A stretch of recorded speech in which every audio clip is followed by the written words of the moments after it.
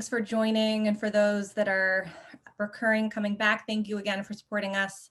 I'm Katie Shorey, Startup Maine's president, and we are excited to continue this series. This is our 6th one. And these virtual events feature thinkers and doers from across the state who are working on and building awesome companies and products, and also people who are helping to further develop our startup ecosystem, like Kristina. So today's event would not be possible without our sponsors, Bangor Savings Bank and Maine Technology Institute, as well as our business news sponsor, Maine Biz. We are also very proud to be supported now by Maine Venture Fund. So now quick shout outs to our sponsors. For those who don't know, Maine Technology Institute was founded and funded by the Maine State Legislature, and they offer grants and loans, equity investments, and services to support Maine's innovation economy. MTI also supports Maine's innovation economy through event sponsorships that promote innovation and entrepreneurship, like this series. So we thank them. They've been a huge supporter of us over the years. And to learn more, if you are eligible for funding, visit mainetechnology.org. And we are also supported by the Maine Venture Fund. The mission of MVF is to invest in dynamic businesses that have the potential for significant growth and impact in Maine. And they've been actively investing since 1997, and over 20 million has been invested. And so now I'm going to show a 30-second video from our sponsor, Bangor Savings Bank. Bear with me here.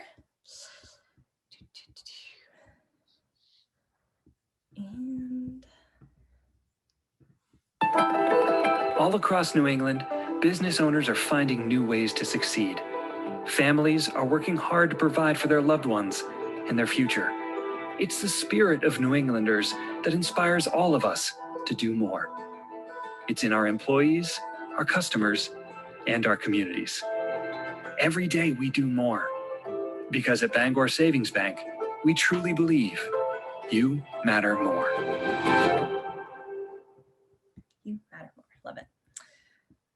All right, so now I am excited to introduce you to today's guest, Kristina Cannon, Executive Director of Main Street Skowhegan. Welcome, Kristina. Hi, good morning. Thanks for having me. Yes, so let's jump right in. Tell us about yourself, your story, your background. Sure, yeah. So I'm actually standing in my home office in North Anson right now, about 20 minutes north of Skowhegan, and I'm actually a mile, literally a mile, door to door from my parents' home where I grew up. And I grew up on a dairy farm, and I graduated from Carribeck High School, so I'm local to Maine. But I am also a boomeranger because I went away to college, first to Connecticut and then to Boston, and now I'm back. So I worked in higher ed. I have a marketing degree, so I worked in higher ed communications for a couple of years, and then working in the community development, economic development world, and doing work for our local communities in Maine. It really kind of called to me, and it seems like a really fulfilling future career path. And so when the Main Street Skowhegan position opened up 5 years ago, I jumped on it. So then here I am. I live with my husband and 2 dogs and 2 cats. So Housefull. So tell us about Main Street Skowhegan and the mission. And there might be folks on the call who don't know about Main Street initiatives. So tell us a bit about that too. Sure, yeah. So Main Street Skowhegan is a nationally accredited program. We are one of 10 nationally accredited programs in the state of Maine. And so we actually are annually assessed by the Maine Downtown Center.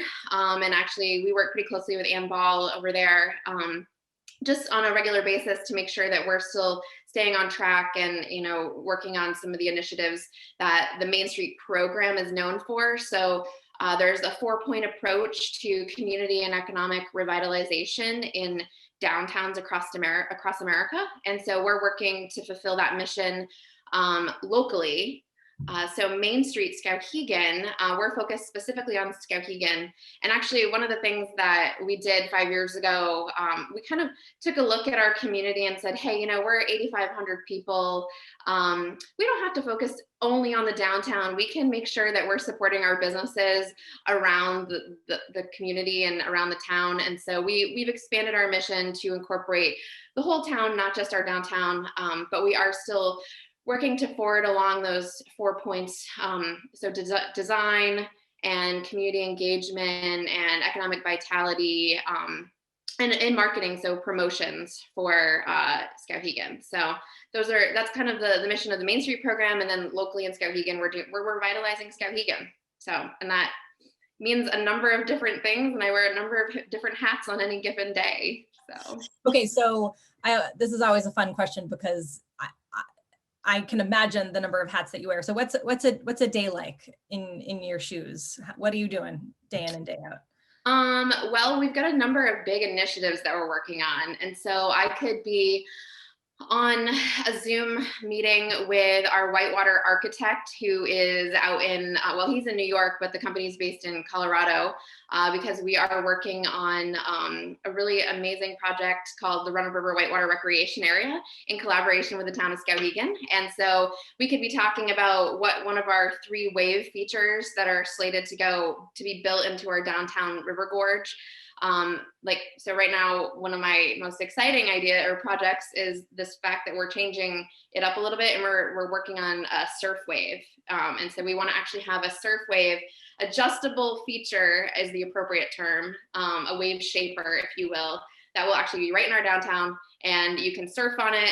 You can adjust it so it's more of a kayak hole. And so that's a really fun project. So I could be on a Zoom call talking about that 1 minute. I could be writing thank you cards to donors the next minute, and then working with local businesses on different entrepreneurial items that and projects that we've got coming up. So, and also we've got a cool public art project, so Kennebec on Fire, which is right now in the process of we're collaborating with the Western Arts Council and commissioning big sculptures that will actually float in our river. So you never know. You never know. Or taking your AmeriCorps fellows on a cross-country adventure, which you were telling me about before. So many things. Okay, well, let's go back to talk about some of the really awesome things that are going on in Skowhegan. You alluded to the Whitewater Park, but there are so many other things. You keep popping up in the news and in Maine Biz. So tell us what other fun projects you have up your sleeve. Well,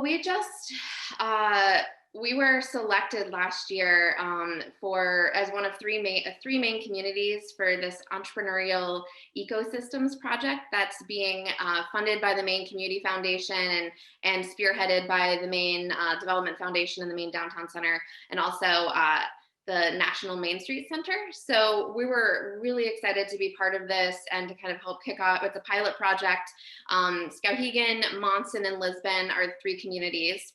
And so it started out this summer, which of course, things got off to a little bit of a crazy start with the pandemic. We were slated to go live with some focus groups and meetings, and Matt Wagner was supposed to fly in and tour our community, and everything, of course, just got all mixed up, but we pulled it all back together, and it's been great to work with National Main Street and Maine Community Foundation and Maine Downtown Center, because they were able to say, hey, let's just do it, and we're going to go virtual, and we're going to make it happen. And so we have learned a lot from that project about what the Skowhegan community and our ecosystem for entrepreneurs is missing, but also some of the things that we're really good at too. And so that is a major project that we're spearheading at the moment, in collaboration with a number of community partners and stakeholders, including the Career and Technical Center, Adult Ed, a number of our businesses, the municipality, of course. We're partnering also with the chamber, who's represented at those meetings. So just really making sure that we are focused on what our entrepreneurs need and our business owners. So we've got a great report, and I can dive into that a little bit more deeply, but that's one of the major initiatives and areas of focus for us this year, in addition to making sure that Whitewater Park happens, because it's going to be transformational for our community. So yeah. What about I mean, you were telling me you had so there's the Brew Fest for people who don't know. So tell us a little bit about the Brew Fest, and then just, okay. And then this equestrian Yeah. what is that? Tell us what that is. Yeah, so in addition to some of these major initiatives, we also plan events, and we do our best to attract people to Skowhegan, and really it's kind of our way of doing a place-based, economic development and community development. So we started a brew festival, the Skowhegan Craft Brew Festival. I think it would have been its 5th year this past year if we had hosted it. But in 2019, we actually attracted 20% of advanced ticket sales were purchased by out-of-state residents. So really amazing to be able to pull people into central Maine for a brew fest, which happens right in our downtown on Water Street. We have only Maine craft brewers. We have about 25 of them, I want to say 30. And then we also serve, we have local food vendors as well. There's this push in Skowhegan and really vibrant local food scene that's growing every day, it feels like. And so we want to make sure that we are supporting that through the events and the marketing work that we're doing. And so Brewfest, which incorporates local craft beer. Of course, our 2 brewers were there, and then local food. So Maine Grains is involved and one of our sponsors. So that's Brewfest. And then a couple of years ago, one of our staff members, Mary Haley, she said, "Hey, why don't we host an equestrian skijoring competition?" I was like, "What's that?" And it's literally a horse and rider with a rope pulling a skier down a track. And so we actually moved it to the Skowhegan Fairgrounds last year. We had about 1,000 people show up and watch it in the stands. And we, Sugarloaf actually came down. They brought a groomer and their snowmaking crew, and they built jumps. And it's really amazing. And we're following all COVID guidelines and making sure we're not doing anyone from out of state. So it's only teams from in-state and no spectators, and mask wearing and social distancing. But we're going to host it again on February 27th is the date. So, and we're hoping to broadcast it live. So if there's any TV stations out there that want to do that, you let me know. It'll also be on Facebook. So. Oh, that's awesome. I watched the video from last year. It was unreal. I was on the edge of my seat. So yeah, and it seems like the food community and entrepreneurs it's a very collaborative environment. So that's great. So what are some challenges you're seeing, or what it could be from your vantage point, or it could be from the entrepreneurs? What's the vibe with some of the challenges that you're up against? So part of our entrepreneurial ecosystems project brought together a number of focus groups. So we spoke with entrepreneurs to hear what struggles they were facing. And then we also talked to a number of economic development representatives in the area to talk about some of the things that we offer entrepreneurs, but figured out where things were missing. But in addition to that, Matt Wagner from the National Main Street Center really kind of honed in on the fact that we are lacking in affordable quality housing. We've got beautiful downtown historic buildings, and the second floors are just not developed because there's really, according to the landlords, there's really no ROI to develop a second floor. If we had maybe buildings that were like 4 stories high, there would be some more ROI there, but we've got these buildings that really need some TLC and development, and I think that's holding us back, not having some affordable quality housing, first of all. And we're also lacking in move-in ready retail spaces. So we're looking at what we can do. We're going to do some sort of a study, either focused on housing or probably more of like a real estate study to figure out what sort of creative financing solutions or creative development solutions might be something that we can consider. Because when we have an awesome whitewater park in our downtown and 50 miles worth of trails, which is part of this recreation area vision long term, we are going to need a lot more housing that, so people can live in downtown, walk to our retail and restaurants, and then go and put their kayak or boogie board into the river and surf on a wave. So we're going to need that. And it's just an important thing for us to think about now and for the future of Skowhegan. So that's one of the pieces that is a challenge for sure. What about the internet infrastructure? I know that it's obviously been a conversation on our state level, and we have the Maine Broadband Coalition trying to really get everyone's understanding or get a baseline of what's going on with like testing the internet speeds. And we just had the bond bill that passed, but what's going on with in your neck of the woods with internet infrastructure as we're trying to attract new people to move to Maine and either work locally or work remotely? Sure. In May, when we were hearing all the rumblings about people were going to start moving to rural areas that had great access to outdoor recreation and broadband, I thought this was a great opportunity for Skowhegan because we actually have both, and we're on the 3-ring binder, so we're pretty lucky about that. I know that there have been a couple of businesses who have accessed the 3-ring binder, and I think it was kind of an expensive endeavor to do that because it's not just you hook up, you take your cord out and hook up. I'm not exactly sure the logistics behind it, but it definitely isn't just you can't just hook into the 3-ring binder on your own. There's costs associated with it. So we're lucky for that reason. We have great Wi-Fi in downtown. I know at our office, but I think that Somerset County in general, I'm in North Anson and lucky to have broadband up here, but you travel much further north and, cell phone service starts to wane for sure. So, yeah. So what's your vision for Skowhegan? I mean, you talked about a strategic plan, but tell me a bit more about what you see happening in 5-10 years to come. So yeah. So I get really excited and I love my job. And I think that I really started to realize the opportunity in Skowhegan in 2015 and 16 when we started this strategic planning process for the community. Initially, it was supposed to be for the organization, but we were like, hey, let's have a strategic plan for Skowhegan so we know what we need to work on. And really, that's what we've taken lessons from. And we are spearheading projects directly from that strategic plan. But what we learned is that our community is really proud of our local food scene and our agricultural food hub. And they're also excited about our natural resources and our river and the fact that we've got trails right in our downtown already and the plan for the Whitewater Park. So taking those learnings, that's kind of transformed into this vision for Skowhegan, a future destination for outdoor recreation and local food, with a vibrant community and business community for sure. And I get really excited. I grew up on a farm and I love outdoor recreation. I'm teaching myself how to whitewater stand-up paddleboard.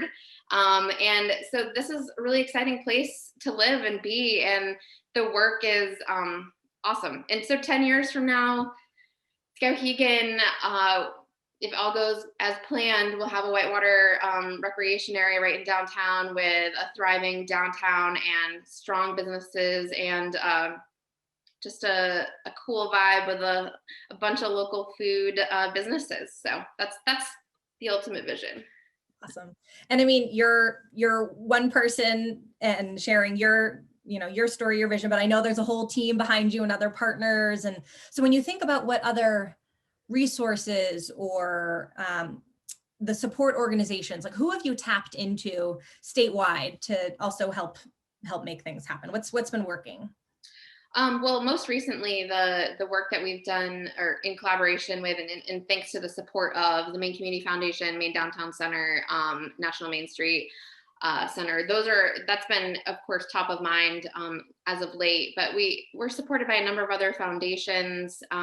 We did some collaborative training and seminar, if you will, with CEI Women's Business Center.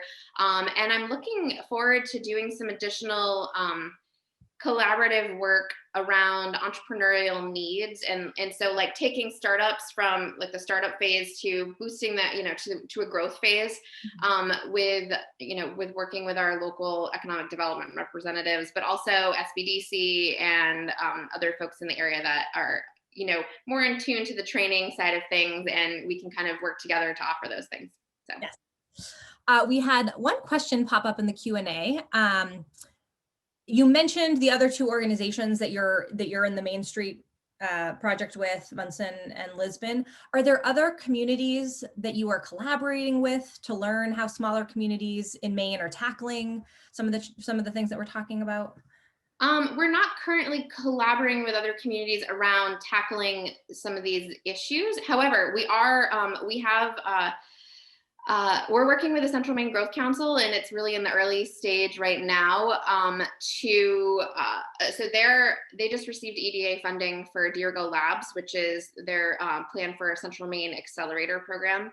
And so Skowhegan will have a hub of this accelerator program eventually. So that's of course, we're a little ways out. I know that Garvin and the team at the Central Maine Growth Council are still working on the stuff that's happening in Waterville, but we are partnering with them on that initiative. And so we're excited to work with the group in Waterville, and we kind of see ourselves as, complementary to Waterville. They're more focused on high tech, and we've got the outdoor rec and local food, and I think we're complementary in a number of ways. So yes, I think that's a great marrying of communities for sure.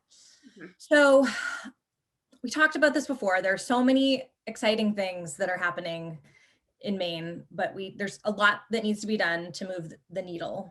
From getting more people to move here to working on infrastructure. So what are some of those big ideas that you want to see happen? There's been the state's economic recovery plan. So what are your thoughts around those big ideas?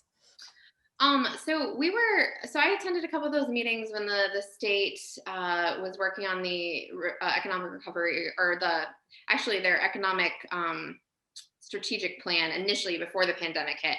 And then I've read through the most recent recovery plan, and I'm really excited. I think that there are a lot of great insights and a lot of great projects and initiatives and strategies for moving Maine forward. And I think as a person who's not necessarily directly connected to the state, we're working sometimes it feels like we're in our own little bubble over here in Skowhegan.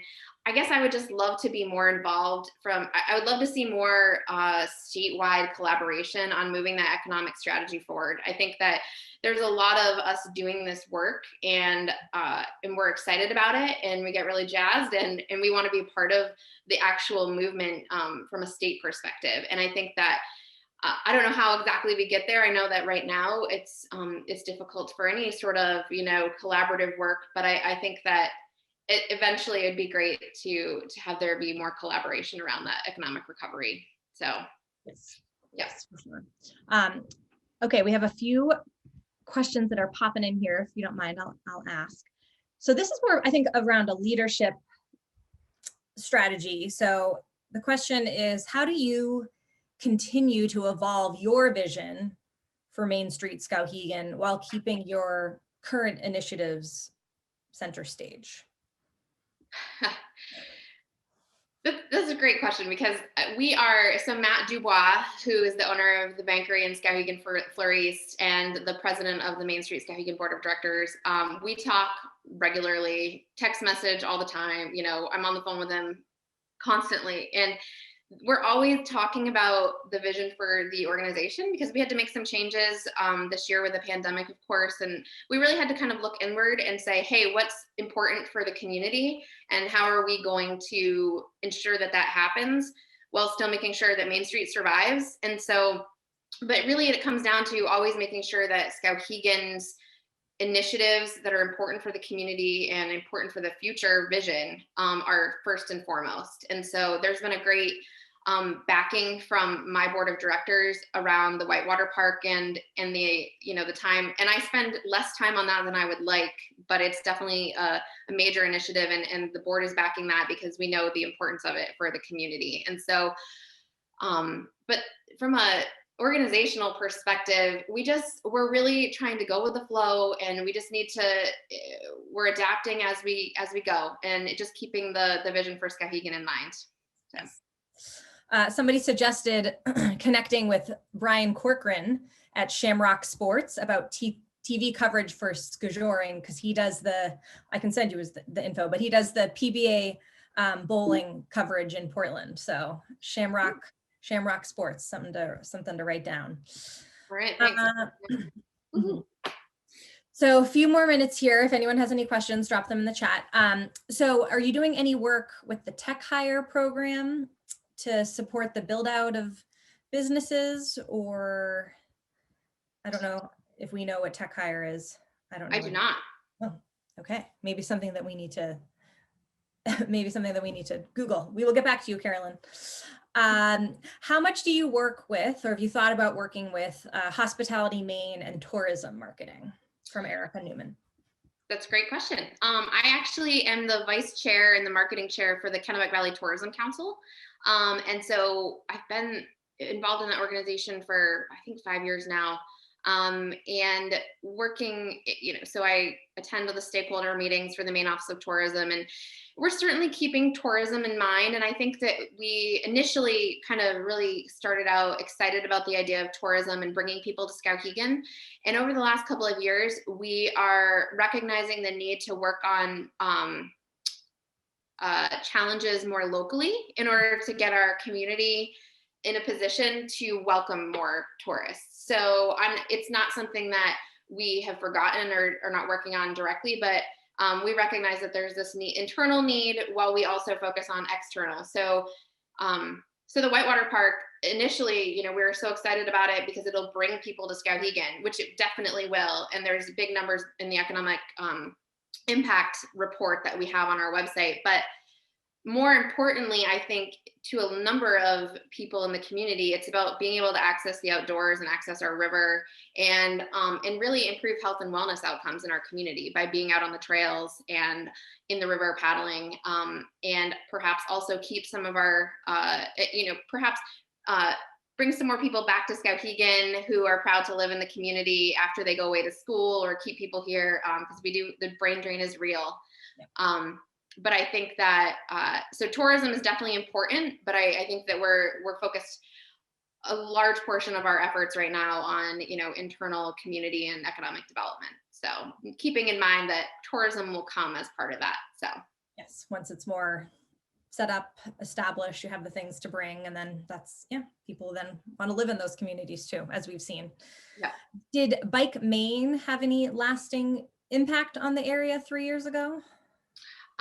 Bike Maine was great because it brought people that had never been to Skowhegan before. And we were thrilled to be able to host, and we hope to be able to host again in the future. And having people, anything like Bike Maine, or hosting the Moose Festival, which we did back in 2018, I think it was, at the fairgrounds, or Brewfest, or the equestrian skidoring, so Skidor Skowhegan and Snowfest.